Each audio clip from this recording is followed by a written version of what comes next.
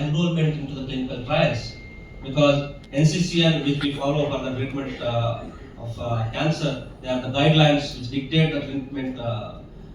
They tell or they put the clinical trial enrollment in the first option, first place. After that comes all the standard conventional treatment modalities, especially in the advanced stage cancer.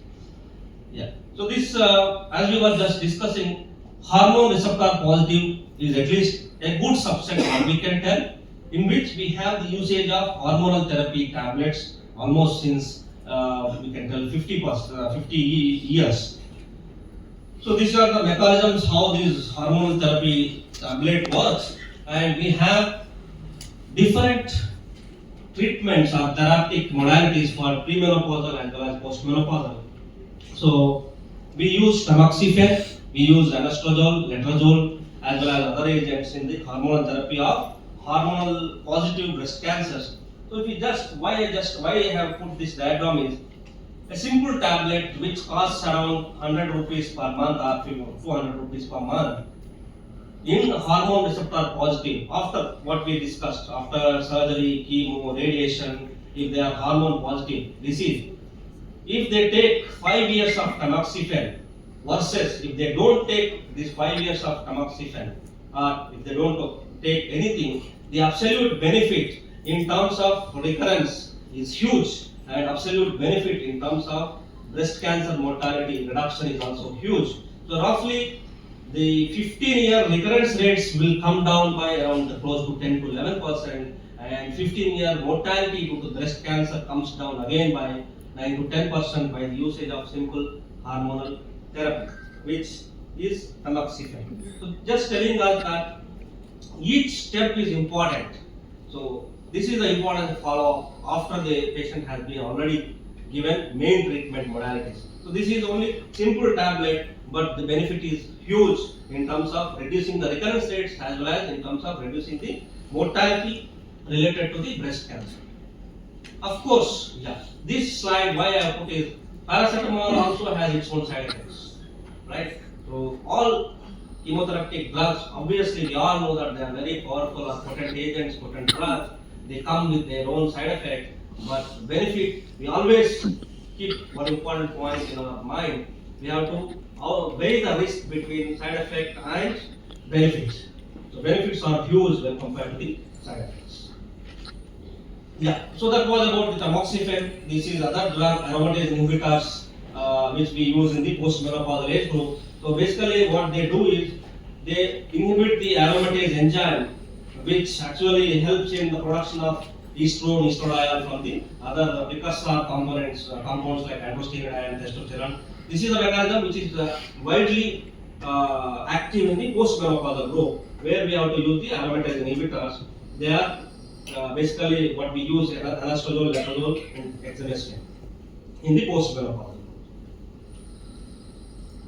So that was about the hormonal therapy. Adjuvant chemotherapy.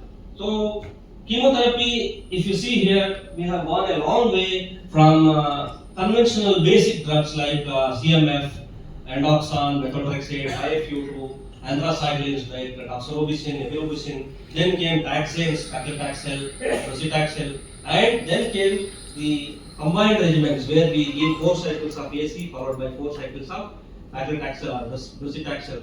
Then came the latest additions being the anti-HER2 molecules, even in the early stage breast cancer. So previously, the scientific rationale for the usage of the anti-HER2 monoclonal antibodies was only in the advanced stage. Now we are using them in the earlier stages as well, like trastuzumab, pertuzumab, even TDM1. But the problem is, as we were just discussing, chemotherapy is associated with toxicity and risk, its own toxicities in the many forms, like I will be just showing in the later slide. So the degree of benefit varies according to the nodal status as well as patient age and hormonal status as well. So these are all the side effects which we know about the chemotherapy drugs which we use in the breast cancer management. Anthracyclines cause cardiotoxicity, taxanes cause neuropathy, hypersensitivity. Sometimes for the drug paclitaxel, 1% will even die during the initiation or 5 minutes of the start of paclitaxel because of the severe anaphylaxis reaction and second malignancy. But the important point is side effect versus benefits. So the benefits are huge when compared to the side effects. I mean, each of these, when you look in terms of cardiotoxicity, it is only 3 to 4%. So if 100 patients use, hardly 3 to 4% will have the cardiotoxicity. Maybe mild, moderate, severe. Neuropathy, which is quite manageable with the support available supporting care in the form of gabapentin or something like that. Very manageable. But the benefit what we get is huge in terms of the survival benefit. As an oncologist, we always look in terms of how many years extra we are going to make this patient live. So that is what we call an overall survival. In terms of survival, we look, if not feasible, in terms of PFS, progression-free survival. At least patient disease should be in control, there should be no progression. These are the two ultimate end points or goal points which we use in the management of the breast cancer or any cancer. Yeah, so why I was just talking about this side effect profile is, how can we do better? So that is the question. How can we evolve over a period of time? How can we, so you can't treat all and tell that we are giving just for, getting that magnitude of benefit. You have to give it to the right patient who really requires it. That's the catch. So how we are able to do? How can we do better? So the better selection of the patients for the treatment with chemotherapy. Treat only those patients who are most likely to recur and who will therefore benefit mostly from these drugs. So how? By the genomics. So this we use for most of our patients if they are affordable, of course. So this is the test called as Oncotype DX. So in a nutshell, I would just like to tell you here, these are all the 16 cancer genes and 5 different genes which we test for that single particular patient, and we divide them into 3 categories: low risk category, intermediate risk category, high risk category, based on the recurrence scores which that particular patient has got. If the recurrence score is less than 10, it falls to that particular patient falls into low risk. 11 to 25, intermediate risk. More than 26, high risk. So this is the real-time test. After doing all the Oncotype DX testing for that particular patient, recurrence score is reported as 12. So the distant recurrence risk, that is, let us take it as development, the chance of development for that particular lady in the form of liver mets, bone mets, lung mets, is closely in the tune of 3%. So are we going to give chemotherapy for this particular patient? Absolutely no, because it also tells that no apparent chemotherapy benefit, if at all there, less than 1%. So this patient will not be even thinking in back of our mind for chemotherapy administration. So this is, genomics have made the treatment in an effective and correct way. For example, if you see this recurrence score, this particular patient is given as 32, and the recurrence in the distant sites in the next 9 years or 10 years or so will be in percentage tune of 20%, which is huge. The recurrence risk of 20% is huge. And are we going to give chemotherapy for this particular patient? Definitely yes, because the absolute benefit is more than 15%. So this is how, with the help of genomics, whom to give and whom not to give, also we are able to give the rational decisions. Yeah. So patients with tumors that have high recurrence scores have a large absolute benefit of chemotherapy, and with the tumors with low recurrence scores derive minimal. So most likely we don't give them at all. We give them only endocrine therapy, not chemotherapy. Yeah. Next comes important. Just let me know if it is getting delayed. So the biological or targeted therapy. So these are the real developments which happened in the management of breast cancers in the last 20 years. So because HER2 positive breast cancer is closely in the tune of 15 to 20%. So those patients, when diagnosed, their prognosis was really dismal because they are prone to have more of brain mets. Once the patient develops brain mets, the prognosis is very bad. But what happened is we have developed the targeted therapies. So what do they do? The treatments that target the specific proteins or these receptors which are expressed by the tumor cells. So the drugs which we are going to deliver to the patient, they go and bind or attack only to those specific attached to those specific proteins or receptors which are expressed by the tumor cells. For example, if you see here, this is the normal breast epithelium cell which has 20,000 receptors closely. So each cell has 20,000 receptors, HER2 receptors. But if you see here the other side, HER2 positive breast cancer, each breast cancer cell has got about 1 to 2 million receptors rather than 20,000 receptors. So what we do is we give those targeted drugs which go and bind to these receptors and act upon those cancer cells only, not the normal cells. So this what we can tell is in CML in 2000 CML we don't have much options, but then came the blockbuster drug with imatinib. So why I am telling blockbuster drug is now today if a person is diagnosed with CML on correct treatments, the lifespan of CML patient is equal to the lifespan of the counter normal person. So that means of the same age, if normal person lives for 60 to 65 years, even the CML patient is able to live 60 to 65 years, the same lifespan. That is all because of the magic bullet that was described as imatinib. That is again because of these targeted therapies, BCR-ABL inhibitor, BCR-ABL TKI, tyrosine kinase inhibitors. In the similar way, these are all the targeted therapies or precision medicines in the initial days. Now we have more and more precision medicine, but in a way we are attacking those receptors which are expressed by the tumor cell only and targeting the cancer cells.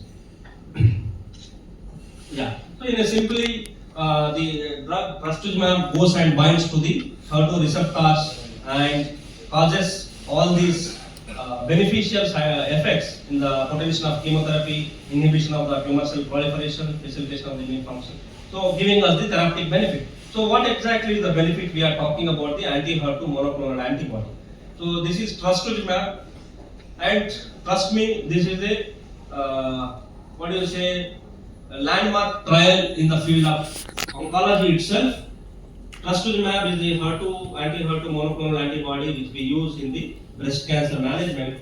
If you use trastuzumab versus if you don't use trastuzumab, what is the benefit? So this is the final analysis of this particular global trial, NSABP 31 98319 joint analysis which is done in US. So if it is used for 1 year, adding trastuzumab to chemotherapy, which has led to 37% relative improvement in overall survival and results being 0.63. That means close to 37. So if 100 patients are treated with this drug, hazard ratio is 0.63, means there will be a reduction in the death by 37. That means 137 patients will be having that extra benefit. And of course, survival rates are very high. I just want, So the addition of the trastuzumab, that is anti-HER2 monoclonal antibody, to the conventional chemotherapy has resulted in the substantial and durable improvements in the overall survival. It's very tough to get survival benefits with many drugs, but this has changed that scenario. So, in essence, it has reduced the recurrence of the breast cancer by 50% and improved the overall survivals very significantly. So of course we have side effects as we were just speaking, but most important point is to see the percentages, how much bad they are. Symptomatic congestive heart failures closely in the range of 3-4%, 2%, 0.6%, almost negligible you can tell. But when we speak, we have to counsel the patients that this particular drug is going to have the biotoxin. Although they are of minimal in magnitude, because we never know which patient is going to behave in what way. Other anti-HER2 monoclonal antibodies are apart from trastuzumab, what we discussed, pertuzumab and TDM1, all that. These are the newer drugs which are available in the field. Yeah. This was about the early stage breast cancer. Now comes the locally advanced. Almost the management principles are same, but sequence is different. So when we see a patient who has involvement of skin over the breast or who has involvement of the chest wall because of the breast cancer, we don't offer them surgery at all in upfront. What we do is we go for neoadjuvant chemotherapy, downstage the tumor as much as possible, then go for the resection, then followed by radiation, then followed by the use of the adjuvant endocrine therapy depending on case-to-case basis. So we use preoperative systemic therapy first, downstage the tumor, then plan for surgery. So that's the key point. Yeah. So why I have put this chart from NCCN is just to enlighten the fact that these are all the available options which we use for management of breast cancer patients. So if you look the first column, adjuvant olaparib, so that is a FAST inhibitor. So these are the drugs what we use for patients who have the BRCA1 or BRCA2 mutation. Germline BRCA1 or BRCA2 mutated if they have. So we use a drug called as olaparib. Again, we also have other molecules, rucaparib as well, and the other drugs of the same category also there. So in a sense, even in hormone receptor positive, we were just talking, hormone receptor positive is a good subset. But ultimately, they don't respond much after the preoperative systemic therapy, or if they have the pathological, non-pathological complete response, then we might be using these extra agents for getting that extra benefit. And the second is, in the HER2 positive, as we already discussed, that anti-HER2 monoclonal antibody trastuzumab is used for 1 year. So what we use essentially just conventional goes like this: 4 cycles of AC followed by 4 cycles of paclitaxel. With that we complete chemotherapy, but this monoclonal antibody trastuzumab maintenance will be continued for next 1 year for the patient. So because with the 1 year duration only, the benefit, what we were talking, survival benefit, we can achieve. Otherwise, the benefit drops down significantly. In some patients, even though if you offer standard treatments before surgery, and when we do surgery, and when we send the sample for histopathological examination, they tell us that patient didn't achieve complete response. So that means again they are at high risk. So those patients we use, instead of trastuzumab maintenance, we go for adult trastuzumab enhancing, that is TDM1. So these are all the latest drugs available based on the scenario of the patient. And for triple negative breast cancer patients, after the completion of regular treatment, again to prevent or reduce the risk of recurrence, we use adjuvant capecitabine, that is capecitabine molecule. So this was about the early stage breast cancer. So let us discuss few words about the metastatic disease. So yeah, these are all the pictorial representations of what we were talking. This is TDM1. It is basically trastuzumab is conjugated by a thioether link to the highly potent DM1, that is antimicrobial agent, and the trastuzumab component binds to HER2 receptors, leads to the downstream signaling inhibition or blockade. HER2 receptor TDM1 complex is internalized into the tumor cell via endocytosis. So this is taken up by the tumor cell, it gets endocytosed, releases the active chemotherapy molecule inside the cancer cell. So we are targeting the cancer cell alone, not touching the normal cell. That is the importance of the targeted therapy. Yeah. So we can see here, this is TDM1 goes and binds to the HER2 receptor extracellularly, and once it comes into the cell, there will be the release of intracellular enhancing, that is a potent antimicrobial like chemotherapy. But the key point here is, it doesn't touch those cells which doesn't express the HER2. It only touches those cells who express the HER2 receptor, thereby giving that precision medicine. Yeah, this is one This previously what we were talking was the TDM1. This is TDXD, trastuzumab deruxtecan, which came into the market last 3 years only. So yeah, the advantage is here is 8 chemotherapy molecules are attached to a single antibody which goes and binds to the HER2 receptor, and the mechanism again remains the same. It blocks the dimerization of the HER2 receptors, gets endocytosed, release those potential chemotherapy molecules inside the HER2 expressing cancer cell and kill those cancer cells. Yeah. So this is stage 4 breast cancer management. These are all the preferred regimen. As we can see here, taxane is a conventional chemotherapy molecule. Trastuzumab is the anti-HER2 monoclonal antibody, and pertuzumab is again anti-HER2 monoclonal antibody. But both of them, when we use, they work synergistically, enhancing the therapeutic benefits. So this is the currently followed standard of care for HER2 positive metastatic breast cancer across the globe.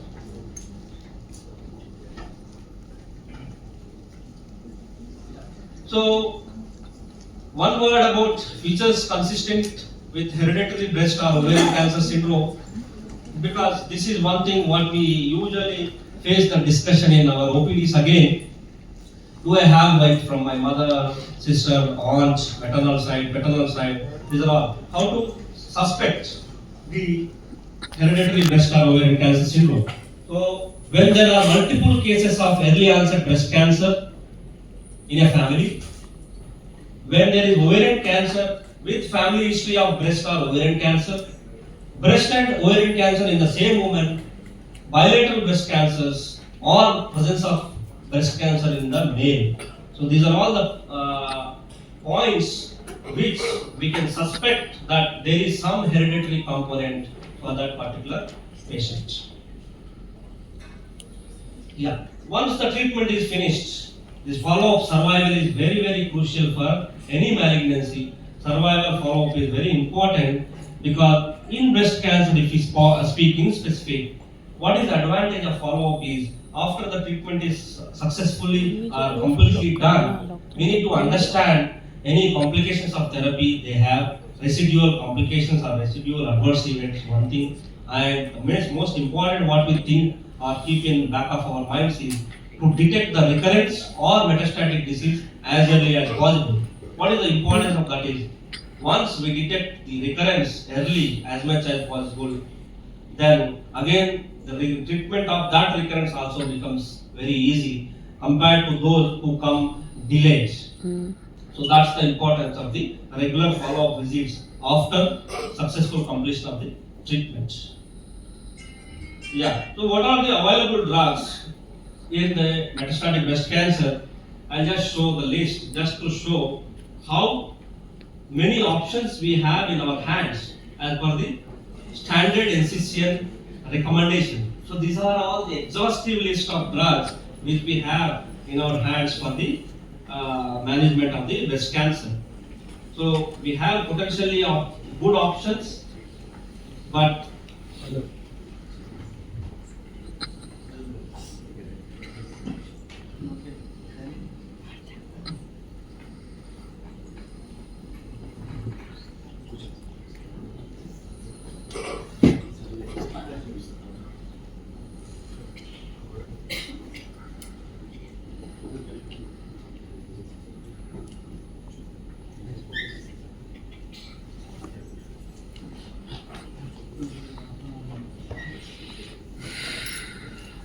yeah. So as we were just discussing, what is the importance of the treatment in stage 4 cancers? So there, our intent is not curative intent. Definitely, our intent is to prolong the life as much as possible wherever feasible, but to keep the disease control as much as possible. That is the intent in stage 4 breast cancer.